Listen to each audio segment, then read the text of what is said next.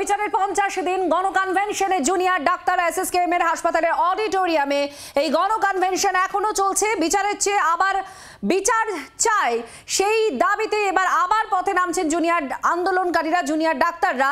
গণকনভেনশনে রবিবার সন্ধ্যে 6টায় নতুন কর্মসূচিরও ঘোষণা।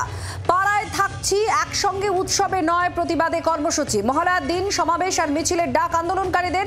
ধর্মতলায় মহাসমাবেশ আর মিছিলের ডাক জুনিয়র চিকিৎসকদের। সরাসরি এই মুহূর্তে আমাদের সঙ্গে রণয় তিওয়ারি রয়েছেন। রণয়, কি কর্মসূচি? কারণ তারা বলছেন উৎসবে নয়, তারা আবার থাকছেন রাস্তায় পথে বিচারের দাবিতে। কি কর্মসূচির কথা তারা ঘোষণা করলেন? এখনো পর্যন্ত কি চলছে?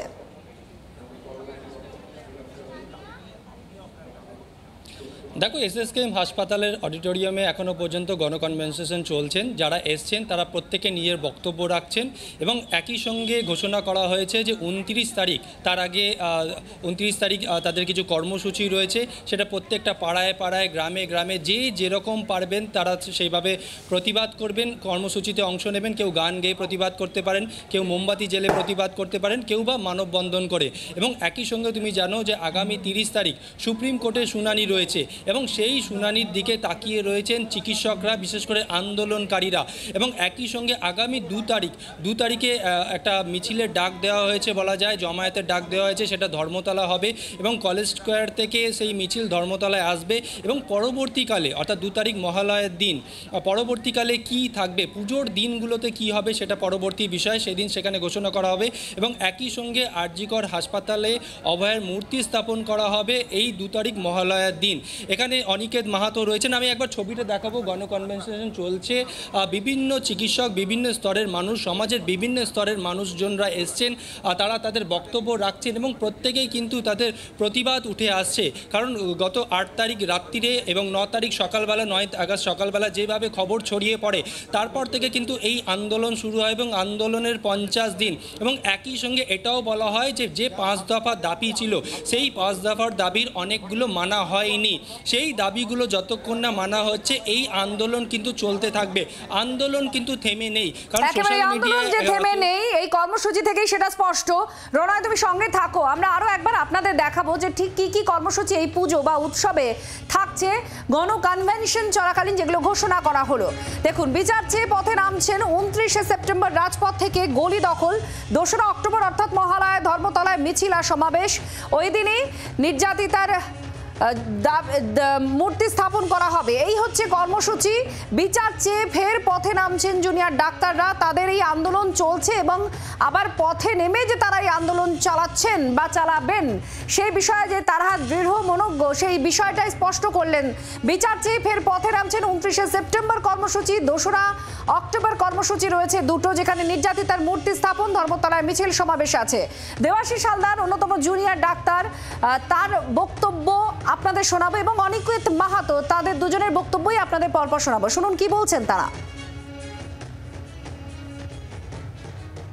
যে আগামী 30 তারিখ সুপ্রিম কোর্টের হিয়ারিং, তার আগের দিন 29শে সেপ্টেম্বর সন্ধ্যাবেলায় প্রত্যেককে আমরা বলছি যে 29 তারিখ সন্ধ্যে 6টার সময়, সেটা শহরে হোক, সেটা গ্রামেগঞ্জে হোক, রাজপথ হোক, অলিগলি হোক, সকলে রাস্তায় এসে বের হন। এবং আমরা যে উৎসবে আছি এবং প্রতিবাদেও আছি এবং বিচারের দাবিতে আমরা রাজপথ থেকে অলিগলি দখল করছি, এইটার একটা বার্তা যাতে দেওয়া হয় এবং সুপ্রিম কোর্ট অবধি আমাদের এই স্বর যাতে পৌঁছায়, এই একটা কর্মসূচি আমরা নিচ্ছি। 2 তারিখ মহালয়ার দিন আমরা একটি বড় কর্মসূচি করতে চাইছি, এটা জানান দেওয়ার জন্য যারা এই আন্দোলনকে গুলিয়ে দিতে চাইছেন, যারা বলতে চাইছেন যে আন্দোলন নাকি স্তিমিত হতে চলেছে, তাদের একটা হুঁশিয়ারি দেওয়ার জন্য এবং তাদেরকে চোখে আঙুল দিয়ে দেখিয়ে দেওয়ার জন্য আমরা একটা মহা মিছিল এবং মহা সমাবেশ ধর্মতলায় আমরা করতে চাইছি। আমরা আমাদের দিক থেকে কর্মসূচি নিচ্ছি, আমার সহযোগিতা দেওয়াটা রেখেছে আপনাদের কাছে, আপনারা সেই কর্মসূচি রাখবেন। কিন্তু আপনাদের পেশার জায়গায়, আপনাদের কাজের জায়গায় যে যেভাবে পারবেন এই সচেতনতার যে অঙ্কুর এই আন্দোলন থেকে তৈরি হয়ে এসছে, সেই অঙ্কুর যেন কোনোভাবে বিনষ্ট না হয়, এই জায়গাটা আপনাদের কাছে জুনিয়র ডাক্তারদের পক্ষ থেকে আমার অনুরোধ থাকবে। রণয় আমাদের সঙ্গে রয়েছেন, আমাদের প্রতিনিধি। আবার রণয়ের সঙ্গে কথা বলবো। রণয়, এই জায়গায় দাঁড়িয়ে যে কর্মসূচি ঘোষণা করেছেন সেগুলো সাধারণ মানুষও যাতে যোগ দেন তার জন্য তারা আহ্বান করছেন। তো আজকের কনভেনশন থেকে তাদের বক্তব্য আসলে কি বেরোলো, তারা কি করতে চাইছেন? এই আন্দোলনটাকেই কি জিয়ে রাখতে চাইছেন বা এই আন্দোলন চালিয়ে যেতে চাইছেন যতদিন না তাদের দাবি মেটে?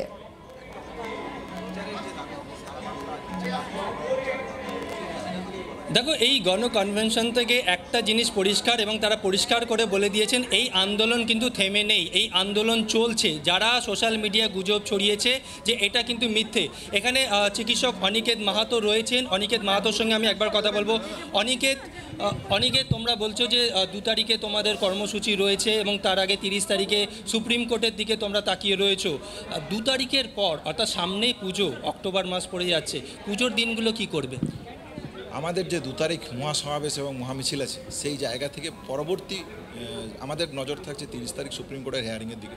সেই জায়গা থেকে যদি সদর্থক পদক্ষেপ আমরা আশা করছি, এবং মহামিছিল এবং মহাসমাবেশের ডাক দিয়েছি আমরা 2 অক্টোবর। সেই জায়গা থেকে পুজোর সম্পর্কে যে বার্তাগুলো, যে বার্তা দেওয়ার, সেই বার্তা আমরা ওই মহাসমাবেশ থেকে রাখবো। এই যে ধর্মতলায় তোমাদের মহাসমাবেশ হবে, এখানে কি পুলিশের পারমিশন নেওয়া হয়েছে বা পুলিশ কি পারমিশন দিয়েছে? আমরা আমাদের দিক থেকে আমাদের লেটার পাঠিয়েছি যে আমরা কি পরিকল্পনা করেছি, সেই পরিকল্পনা পুলিশকে আমরা জানিয়েছি। আমরা তার উত্তরের অপেক্ষায় আছি। আমাদের মিছিল অত্যন্ত শান্তিপূর্ণ এবং সুসংগত। আমার মনে হয় না এই কোনোভাবে আমাদের মিছিল কোনো ল অ্যান্ড অর্ডারকে ভায়োলেট করতে যাচ্ছে বা কোনো কাউকে চ্যালেঞ্জ জানাতে যাচ্ছে। তাহলে আমাদের মিছিলের দাবির সুর, বিচারের সুর। এই অবস্থান কি ধর্মতলায় চলবে না সেই দিনকের মতন শেষ?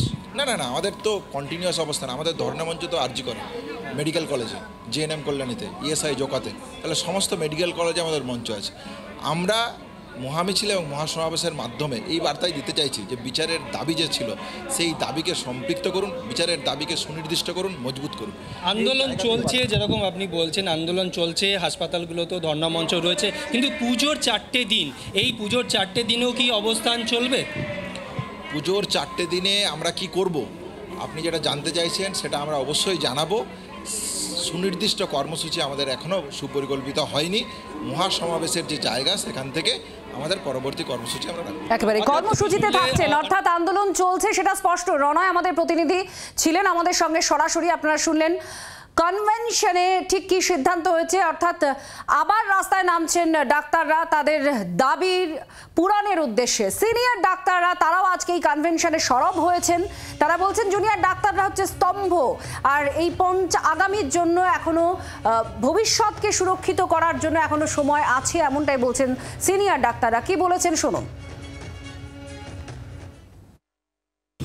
এই কাজের চাপ এবং এই পড়াশোনার চাপের মধ্যেও তাদের মধ্যে যে ভাবনা চিন্তা এবং ভবিষ্যতের সবকিছুকে আরো মসৃণ করা এবং পরিষ্কার করার স্বপ্ন ছিল, সেইটা দেখে মনে হয় যে এখনো হতাশার দিন আসেনি।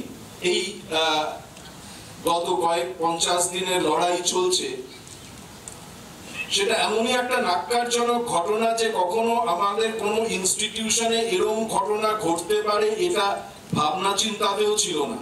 কেউ দুঃস্বপ্নেও ভাবেনি যে কেউ কখনো এরকম ঘটনা ঘটতে পারে। সুতরাং এই ঘটনার সাথে যারা জড়িত প্রত্যক্ষ বা পরোক্ষভাবে, তাদের শাস্তির দাবিতে আপনারা সবাই এক সুরে বলতে পারাটাই এই আন্দোলনের সাফল্য। আমাদের যে প্রথম দফা দাবি ছিল সেটা হচ্ছে অভয়া বিচার চাই। 50 দিনের মাথায় এই আন্দোলন কি কি লাভ করেছে, কি কি করতে পারেনি, কিন্তু 50 দিনের শেষে সমাজের মধ্যে এখনো পর্যন্ত কোনো অন্ধকার কেটেছে বলে আমি মনে করছি না। এই কনভেনশনে সমাজের অন্যান্য বিশিষ্ট ব্যক্তিরাও উপস্থিত ছিলেন। পরিচালক কৌশিক গাঙ্গুলি, তাকেও দেখা গেছে এবং তিনিও কি বলেছেন আপনাদের শোনাবো।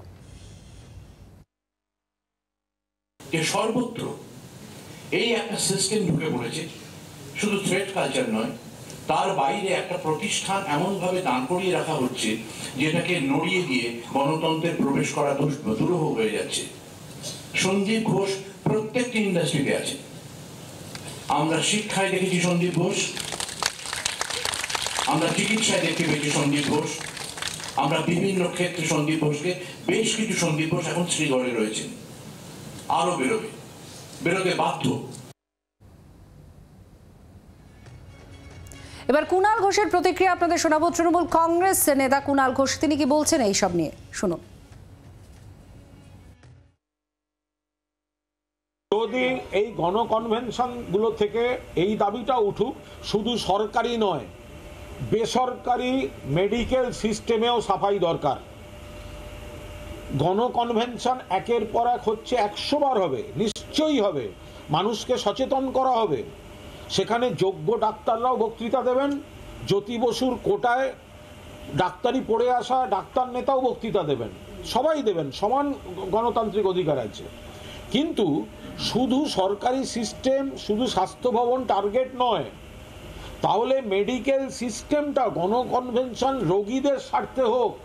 গণকনভেনশনগুলো থেকে একবারও সাধারণ মানুষের বিল কমার সিস্টেম নিয়ে কথা হচ্ছে না কেন? 100 বার ন্যায় বিচার চাইবেন। বেসরকারি ক্ষেত্রে যে চক্র চলছে, কেন সেই দিকেও গণকনভেনশন থেকে আওয়াজ উঠবে না? তৃণমূলের বক্তব্য শুনলেন যে কেন কনভেনশন থেকে আওয়াজ উঠবে না। বেসরকারি ক্ষেত্রে বা বেসরকারি স্বাস্থ্য পরিষেবা ক্ষেত্রেও সাফাইয়ের দরকার বলে কুণাল ঘোষ মনে করছেন। এবার শ্রমিক ভট্টাচার্য বিজেপি রাজ্য মুখপাত্র, তার বক্তব্যও আছে, শুনুন কি বলছেন তিনি। যে যেভাবে পারছেন প্রতিবাদ করছেন, এই আন্দোলন সর্বব্যাপী হয়ে গেছে। আর এটা মনে রাখতে হবে, এই প্রতিবাদ শুধুমাত্র আরজি করের প্রতিবাদ নয়, অজস্র মানুষ প্রাণ দিয়েছেন। আরজি করেই 2016 সাল থেকে এই নিয়ে 5 জন চিকিৎসক মারা গেলেন। সুতরাং এই আন্দোলন চলবে, শুধু জুনিয়র ডাক্তার কিংবা অন্য ডক্টরদের আন্দোলনের মধ্যেই এটা থাকবে না। আমরাও পুরো দুর্গাপুজো ব্যাপী আমাদের মতো করে তার প্রতিবাদ জানাবো। বাংলার আওয়াজ, বাঙালির আবেগ, জি 24 ঘন্টা।